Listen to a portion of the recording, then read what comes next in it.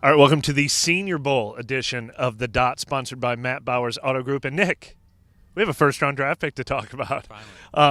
So I'm going to hurry up and catch up on my scouting of these prospects in Mobile that it didn't quite matter as much, although we did have the 40th pick to talk about, and now it's the 29th in addition. That's not quarterback territory. Even if they package those two, we'd only be dreaming of thinking they can get a top quarterback prospect. But now they have options. What other than quarterback is a draft need for this team?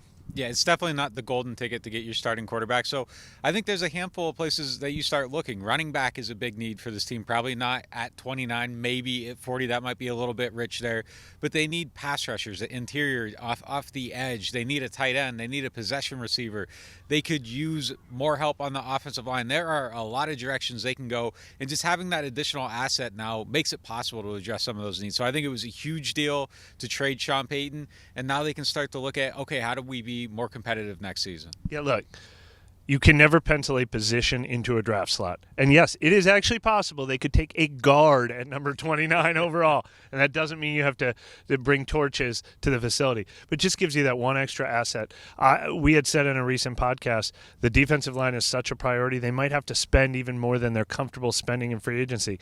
That's one that might not be true anymore. Now you think you could probably hit the defensive line at 29 or 40 and bring in an impact player.